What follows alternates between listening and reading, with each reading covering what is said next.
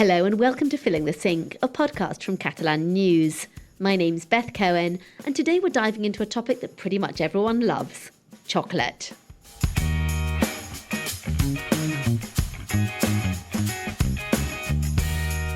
At Easter time, bakery windows across Catalonia are filled with the most spectacular chocolate creations, because here, Easter isn't just about eggs, it's about Mones de Pasqua. Joining me this week to talk about this delicious tradition are Lorcan, Doherty and Gigi, Giulia. Hello. Hi, Beth.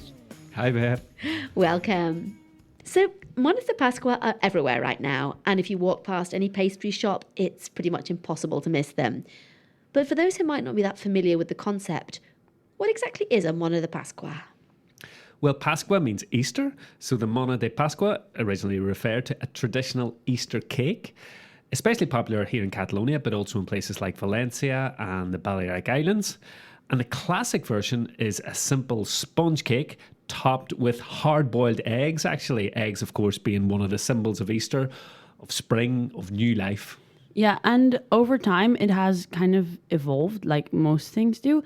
So first decorations were added like feathers and figurines, and today Mones in Catalonia are all about chocolate. So instead of the sponge cakes, we now see all sorts of chocolate sculptures, often featuring like cartoon characters, football stars, or even entire stadiums made out of chocolate. That's so interesting.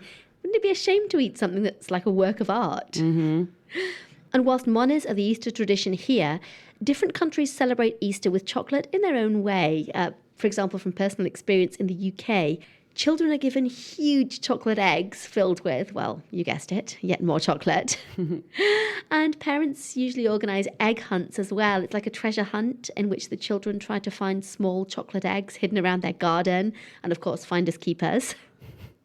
And in my family, we bake a traditional Easter cake, which is a sort of rich boiled fruit cake, my grandmother's recipe, with an orange buttercream icing, and then we decorate it with mini eggs and with sort of little model chickens. Well, that sounds good. It's really I'm good. disappointed you haven't brought any in. Yeah. Oh, who says I haven't?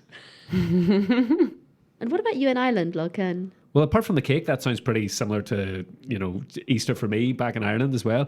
I suppose one thing as well is that it comes after Lent. And as children, we used to always go off chocolate for Lent.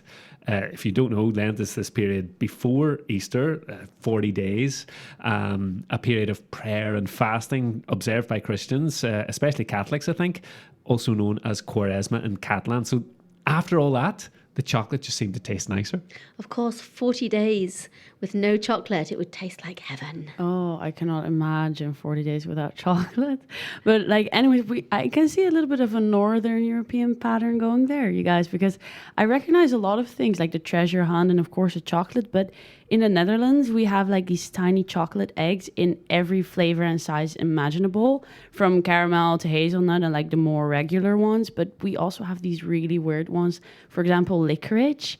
And we even have a new one. I think it came out like this year or the last. It's pickle flavored. That sounds disgusting. No, wouldn't recommend it at all, I think. It sounds like those nasty beans from Harry Potter. And I have like the snot flavour ones or the vomit flavour ones. Just why?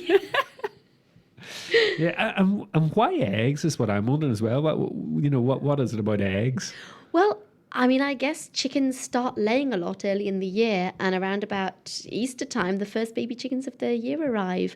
I know usually our hens disappear and they reappear with a little trail of baby chicks behind them at this time of year. It's super cute. Yeah, that would be why. I mean, we eat a lot of eggs at this time of year.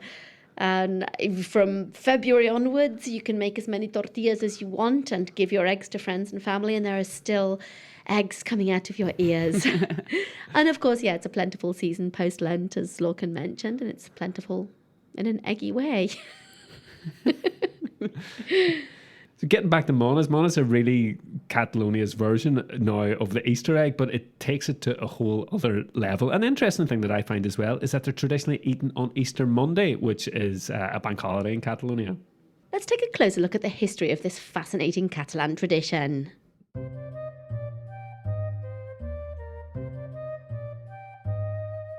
The Mones de Pasqua, or Easter Mona, is a sweet tradition that goes back for centuries, first mentioned in the 15th century.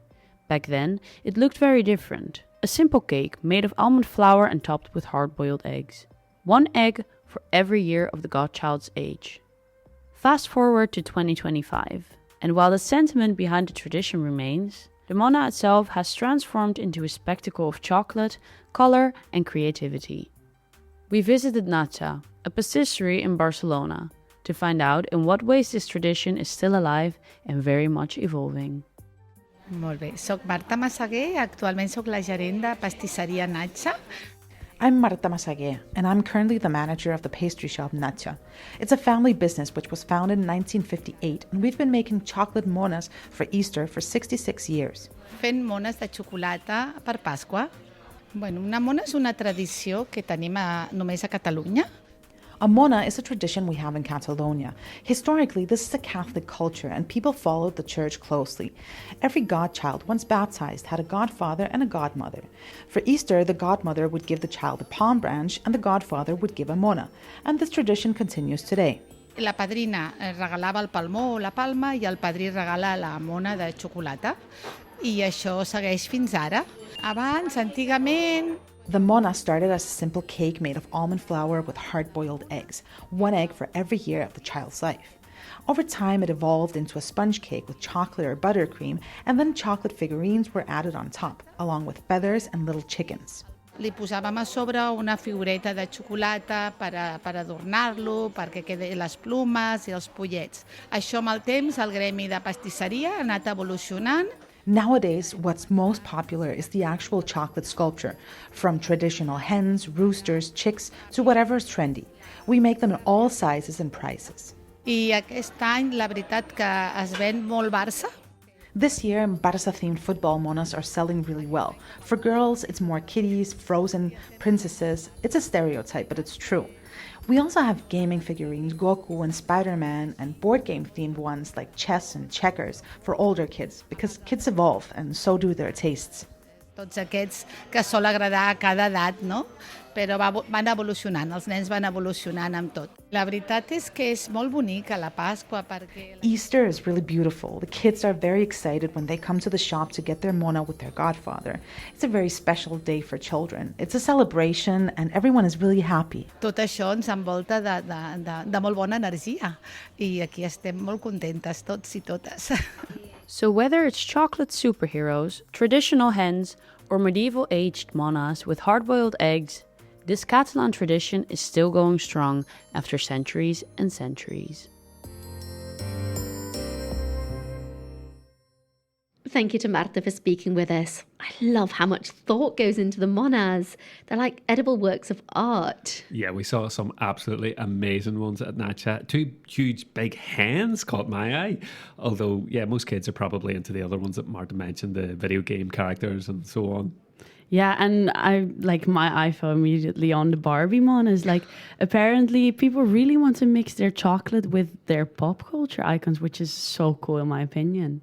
But on a more serious note, cocoa prices have been rising a lot recently, and I imagine that's impacting bakeries and the prices of monas and other chocolate goodies. No, absolutely. Marta actually mentioned that their monas this year are slightly smaller to compensate because, as you say, the cost of cocoa has skyrocketed, a 6-fold increase in 2 years, according to the Barcelona Pastry Guild, which is just incredible, isn't it?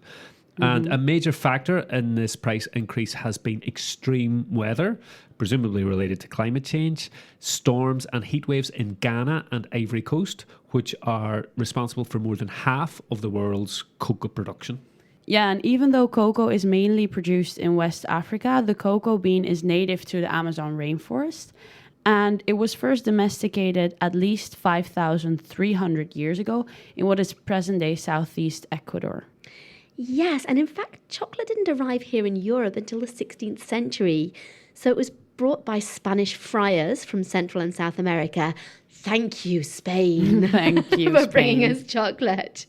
And then it spread throughout Europe over the following centuries and became popular among the European elite.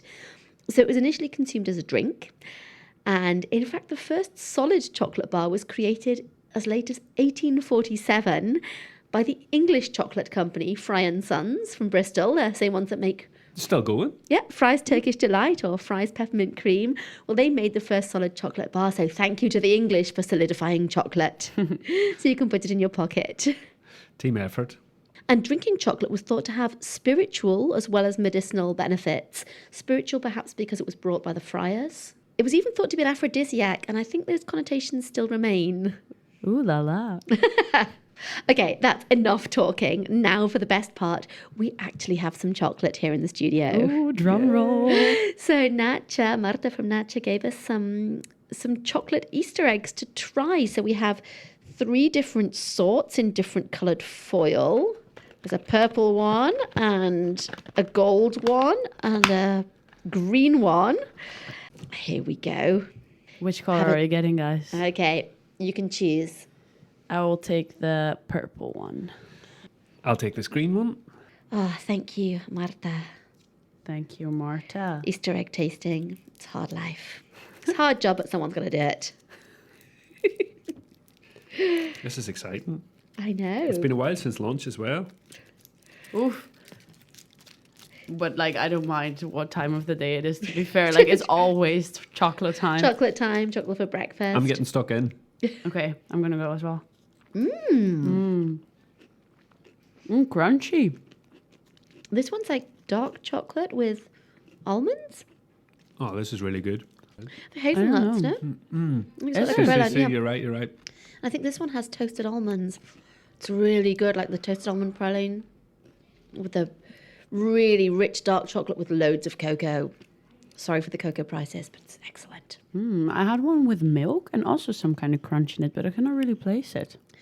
This one looks almost like a cocoa bean. Oh, yeah. Like a Look at massive that. one. Yeah, there you go. For the listeners, it has like 2 little strips of lighter stuff in it. I don't know. Gorgeous. That's how they describe it in the other podcast. This one's hazelnut, I think. Oh, This is really so good. crunchy. I can't speak now. I've got my mouth full. So a little pre-taste of a Mones de Pasqua, you guys. 'Tis the season To be jolly. to eat chocolate. Yep. Gigi and Lorcan, you've had a really great time making this podcast because as well as visiting Natcha and meeting Marta, you also met another very famous chocolate maker. Yeah, we did. Yeah, Lluc Crusellas is a 29-year-old pastry chef and chocolatier from a village called Santa Eulalia de Riuprimer, which is just outside Vic in central Catalonia. And he's the head pastry maker at a very famous bakery there, Eukarya patisserie. Yeah, and he's actually had a stellar career from the age of 17 when he joined the team of Michelin-starred chef Nando Juban as a dessert chef to his crowning achievement, which was in 2022 when he won the World Chocolate Masters in Paris at just 26 years of age. In 2023, Lluc opened Eukarya, which is a shop, a workshop, and a chocolate brand based in Vic. And that's where we went to see him. It's a tough job, but someone's got to do it. Let's listen to your chat whilst digesting the rest of these chocolate eggs.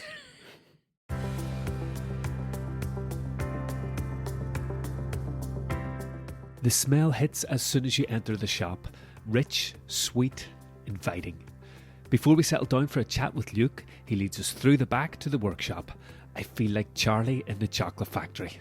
We try not to get in the way of the half dozen or so workers as we stare at the chocolate being poured, stirred, cooled, trimmed, brushed, spun and packed. Back in the shop, which is busy for somewhere that to me seems a little off the beaten track, we asked Lluc what first inspired him on his lifelong journey dedicated to chocolate. I grew up here in Catalonia, and in Catalonia there are a lot of traditions around pastry and chocolates. And one of these is Easter session, because in every house, every family, there are a little showpiece of chocolate, and on the Sunday of Easter, all families on the lunch, they celebrate the Easter with this little showpiece of chocolate. And I think this is the beginning of my passion of chocolate. Those little showpieces are, of course, our Mones de Pasqua, and there are wonderful ones on display here, defying the superhero trend with foxes, ducks, pigs and chicks. The trend is movies, different TV shows for the children. But for me, the trend is the animals. Animals, it's good for the children and for the young people and for the old people. And this is my trend. The Mones take pride of place among the jars and bars, bonbons, turrons, and even recipe books. My favorite, for me, my favorite product is the chocolate bars, but the 80% chocolate bar, because we can eat all day, and I think the dark chocolate is the best with for the body and for the people.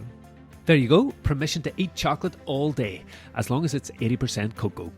Lluc is most famous for his triumph at the World Chocolate Masters, where he won the jury over through 6 tasks, including creating a 3-metre tall, 200-kilo chocolate elephant. Is it the highlight of his career? For the moment, yes, but I think it's a big moment, and one thing I think changed my life and my career. But I think for me it's more an opportunity to create my company, to have new projects and new things. But I think the best is yet to come. Yes, Lluc, the best is yet to come. Thanks for doing your interview in English, and thank you for the chocolate samples that you gave us. Yeah, the absolutely lovely stuff as well. Yeah, the chocolate was so good. And one thing that sparked my interest when we were in his workshop was that he had a huge machine, which was a 3D printer. And with that, he 3D prints his chocolate. So in that way, he kind of combines the traditional art of chocolate making with the latest technology, which is so innovative and so cool, in my opinion. I just love how Catalonia keeps on inventing its traditions. If you're going to 3D print anything, I think chocolate would be the thing. Oh, for sure. Yeah, it was so good to go and see Lluc. He's literally one of the best in the world, or he was the best in the world. This was after winning Spain's Best Master Chocolatier. And although they're individual titles, he was pointing out to us that it's a real team effort. And the same team that helped him with those competitions now is working for him at Eukarya. So I asked him, is he going to try and defend his title? But actually, he's on the jury for the next one because it happens every 4 years. Okay, and talking about juries, I believe that there's an annual competition here in Catalonia for the best Mones de Pasqua. Yeah, it'd be nice to be a jury in one of these things, wouldn't it? I don't think we can complain about her. Where can we sign up? Yeah, it's called La Millor Mones de Pasqua, which literally the best Mones de Pasqua, and it's now in its 4th year. So however you're enjoying your Mones de Pasqua this year, whether you're having a extremely elaborate one made by the best pastry chef in your village and forking out 100 euros for the privilege, or whether you're having a small supermarket one, or a vegan one, or a homemade one, I hope that you enjoy it and that you have a very happy holiday.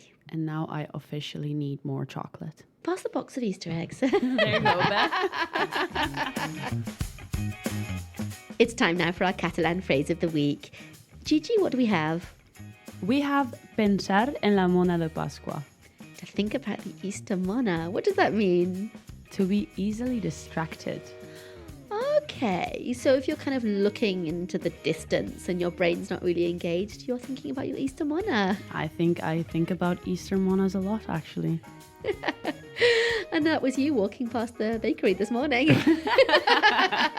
Yeah, on the way to Natcha, I walked completely past it, so I was clearly pensant en la Mones de Pasqua, thinking of my Mones de Pasqua. Your head in the clouds, or as you'd say in Irish, away with the fairies.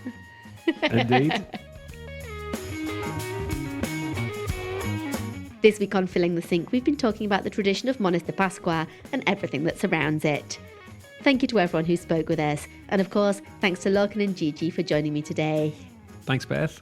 Thank you, Beth, and a very sweet goodbye. That's all for today. Thank you for listening. Make sure to subscribe to Filling the Sink wherever you get your podcasts if you haven't done so already. Next week's podcast will be published early on Wednesday the 23rd of April to coincide with Sant Jordi, and we look forward to seeing you then. On behalf of all the team here at Catalan News, I'm Beth Cohen, wishing you a great weekend. Fins aviat I bona Pasqua.